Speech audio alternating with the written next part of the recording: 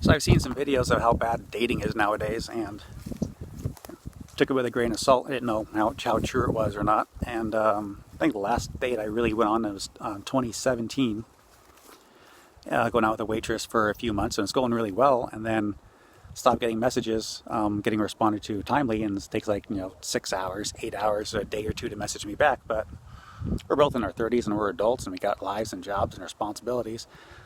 People get busy, so I don't think too much of it. I didn't take that as a clue that she lost interest in me, because she didn't actually say it until one day I take a photo in a store of like some Halloween stuff I was thinking about buying her, and then I don't get a message for like a day or two. Then I get like this long letter text saying how she had fun with me, but she's into somebody else and she's dating somebody else. I mean, she had a friendship, and she'll work on the friendship and wants to grow that. Blah blah blah. It's just like, I started to write a response, but I kind of just gave up and just like, if she's gonna flake on me like that, like, but then write a super long rejection letter, like, okay, we spent a few months together, but just kind of exhausted thinking about writing a response to that. So, had my truck broken into, my laptop and phone were stolen. I really can't work on the same stuff I used to. I really can't do my photo editing and upload that. I can't do drafting work, so I'm back to some old, mostly commissions and working on props and a few other little things. And kind of getting bored and kind of missing some human contact. So I'm like, hey, I'll get on some of these dating apps. So I'll get like Tinder and Bumble and Woo Plus and see how that goes. And end up matching with people and having some good conversations, and then the conversation disappears. So I guess I got unmatched or blocked, and just like, dang, I thought that was going really well. Or end up chatting with the girl for like a week or two, and then it's going really well, and I tell her about the stuff I make, and I drop her some links, and she's checking out the props I make, and she's like, oh yeah, that's really cool, and I can help you with sewing, and yada yada yada. And then I'm gonna go to a shop near her town, so I'm like, hey, I'm gonna be in your town on this weekend, kind of dropping the hint, like, hey, maybe we should meet up. And then she blocks me. I was like, damn, you're cute and you like the stuff I did and you thought I was interesting, and then block. I was like, okay, so that's dating in the 21st century. That freaking sucks. So I meet this girl on a dating app, and we're texting back and forth, and it's going great. And then she gets, I get her number from her, and or she offered it, and then I got it.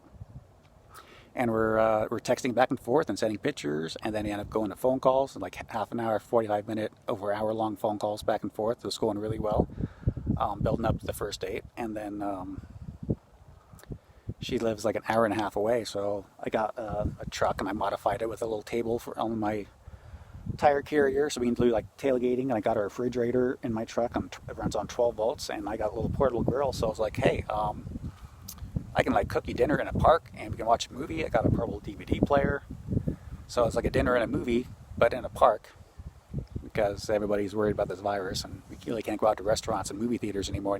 So that went really well. It was like a 6-hour date between getting there and meeting and cooking, and then having the dinner, and then having a chat up until like almost midnight. We're talking. Then we run off to a store and grab some stuff, and I was told I had a second date, and I thought I had a second date, and even after that, we're still calling each other and texting, and I thought it was going pretty well. So we had a second date planned, and she seemed interested and really excited about when she's going to fit me in, whether it was going to be on a Saturday or Sunday or Monday, and it bounced back and forth. So we call, we talk, we plan what day it is, we plan what time it is. Just don't have a location picked yet. So as the date's getting closer, I'm like, hey, I can cook you some lemon pepper chicken and some cornbread and some green beans. And she's like, ooh, man, that sounds amazing. So as it's getting closer, I'm like, shoot, when do I buy this stuff, and when do we get going? Do I make a commitment and buy this stuff? So I went ahead and went out to the grocery store, spent like $50 and stuff, so we can do a little picnic, buying food and drinks. And having that second date before Halloween, because she's going off with some friends on Halloween for camping. So I'm like, hey, I used to sell military surplus and big into reenacting. And apparently she was into some historical stuff too, which is a common interest we have of several. So I was like, hey, I'll get some camping gear for you. I'll dig around, pick up some stuff out, and I'll give it to you. And also previously I gave her some coffee, and she didn't have a coffee grinder, so I gave her ground coffee even though I have a bunch of whole beans. So I gave away some of it that I was going to give her, but I still have a whole bunch. So I gave away like a bag or two. So since she didn't have a coffee grinder and couldn't take whole beans, I went to Target and bought a coffee grinder. It's a really cool one where it's programmable. You can change the cups and you can change the settings and how ground you want it and the intensity, and it can hold the beans in it and you can let it set, and it's easy to clean out, and it looks really cool. So that's like, little $40 gift. I had all this bag of coffee. I had a few more, but how much does coffee cost? It's probably like $100 worth of coffee. I got a bunch of Starbucks toppings too. And this is the reason why I made that mess kit video, was because I was giving her a mess kit. So I had to inventory all my mess kits and find out which ones I wanted to give away. So I got several of the Regal 1966, and I was going to give her one of those. And I checked all my canteens, and I was going to give her this one 1990 Handcrest. I have two of these. And if you've ever been in the military, you know about chili macaroni, chili mac MRE. So I was going to give her this for that camping trip, so she can definitely find out about that whole experience. And I got a backpack, junky backpack. I was going to give that for camping gear. But also I had some sleeping bags and some other gear I was going to give her, but as a way in the back of the storage unit, it'd take a couple hours for me to pull everything out and dig things around. Just like, I don't know if she already has that, or they're going to loan her one, or if she wants an old funky military one. So as the day was approaching, like I said, we texted back and forth, and then like I didn't have a location picked, so we had the date picked, we had the time picked. She was going to have a wedding on Saturday, and then she was going to use me as her excuse to bail out in the wedding, so she wouldn't have to stay all night in the wedding. And then she was going to go off and meet me. So that was going to work. It was going to be another Saturday, and then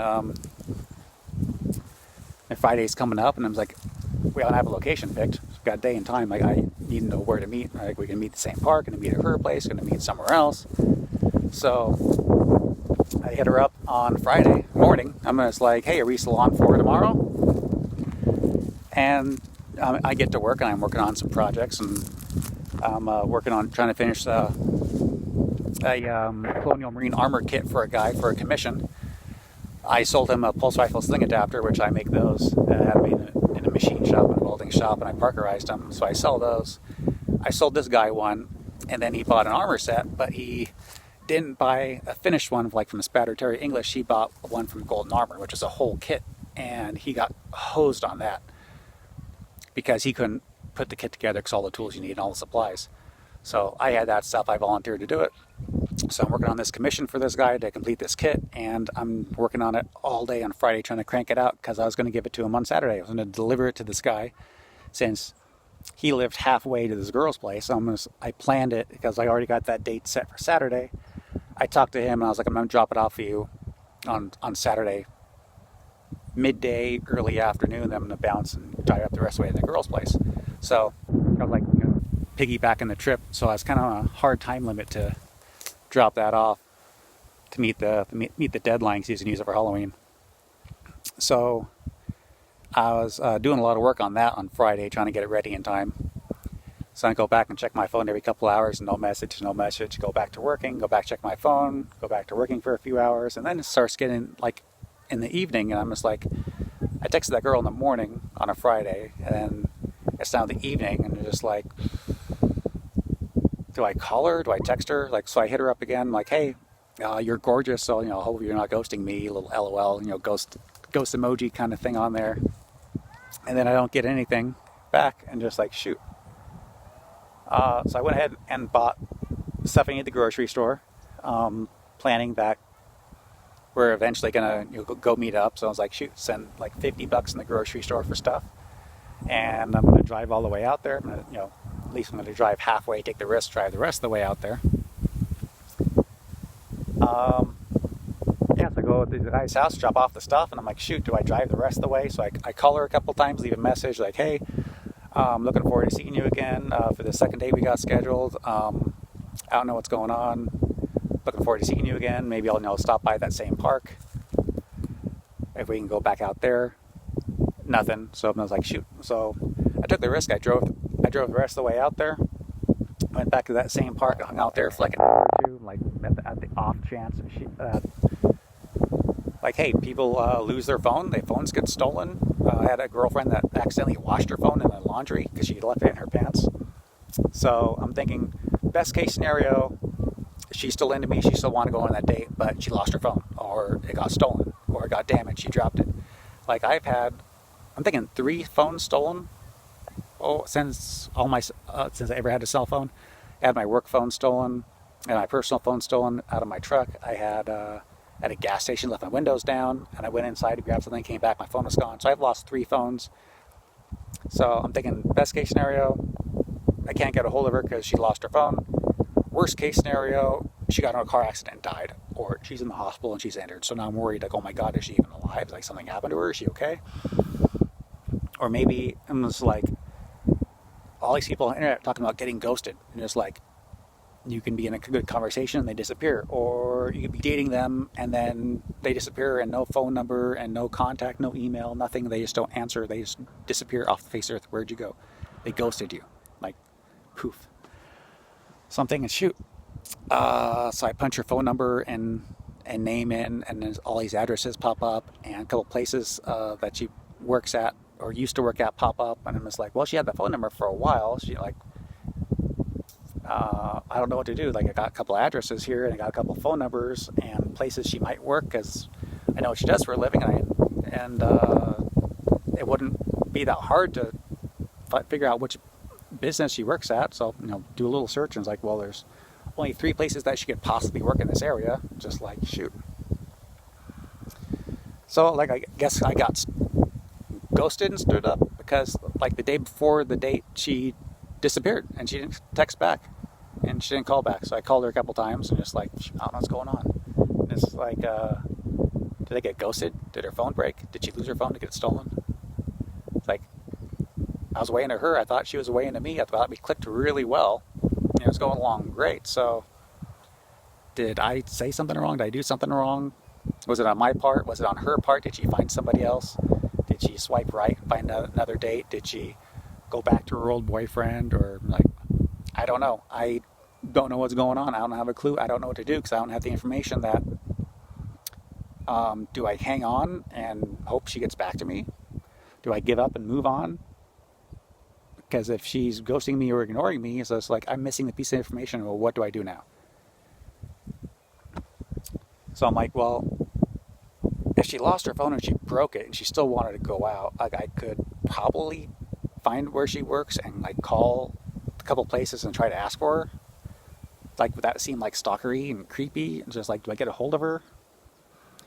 And it's like, shoot, if she lost her phone and she gets a new phone, she would have no way to contact me.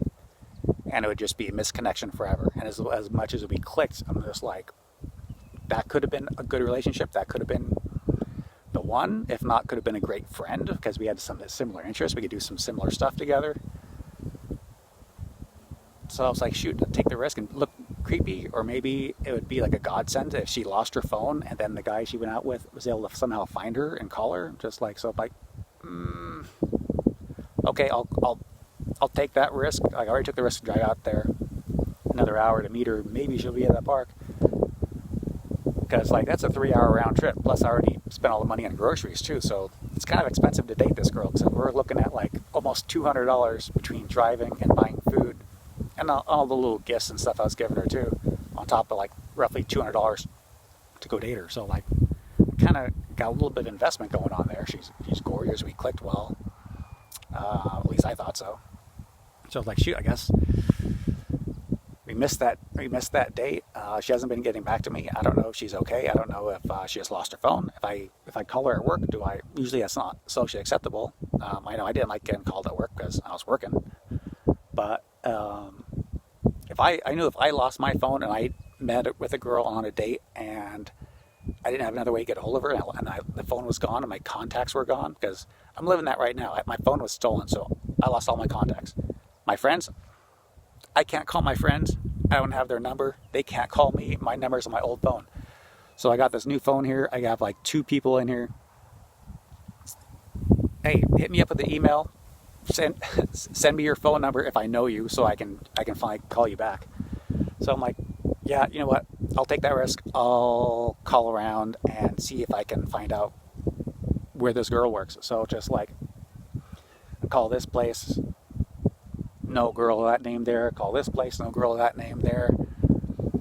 Call this place, no girl of that name there. Call this place. She answers the phone, and I'm like, is this the same girl, the gorgeous girl I met in a park to cook dinner for you and watched a movie? And she says yes, and then hangs up.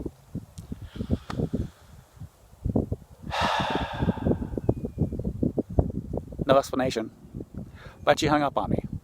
So I guess that is done, and I guess I won't see her again.